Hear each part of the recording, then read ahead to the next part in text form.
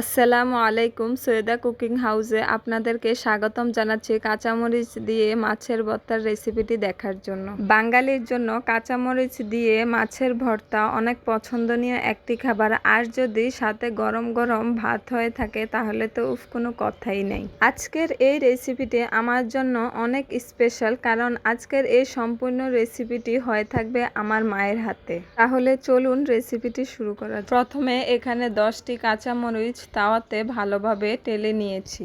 অবশ্যই মরিচগুলো ভালোভাবে তাওয়াতে টেলে নেবেন, এতে করে ভর্তাটা অনেক বেশি মজার হয়ে থাকে। তারপর পাটাতে ভালোভাবে বেটে মিশিয়ে নিব। তারপর টেস্ট অনুযায়ী লবণ দিয়ে দিব।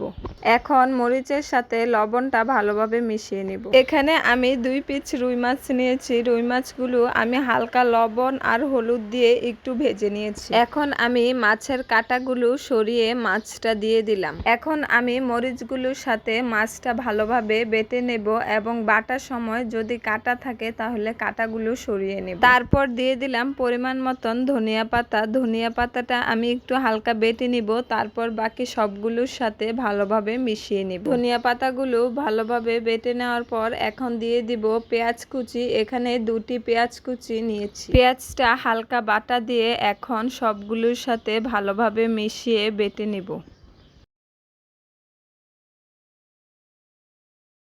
কিছুক্ষণ এভাবে বেটে নেওয়ার পর এই তো তৈরি হয়ে গেল কাঁচামরিচ দিয়ে মাছের ভর্তা। এখন ভর্তাগুলো উঠিয়ে নিব এবং পাটায় লেগে থাকা ভর্তাগুলোতে গরম ভাত দিয়ে দিব এবং ভালোভাবে মেখে নিব।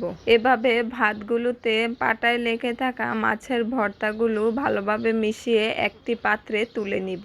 এভাবে পাটায় লেগে থাকা ভর্তার সাথে মাখা ভাতটা অনেক মজার হয়ে থাকে। এই তো তৈরি হয়ে গেল কাঁচামরিচ দিয়ে মাছের ভর্তা।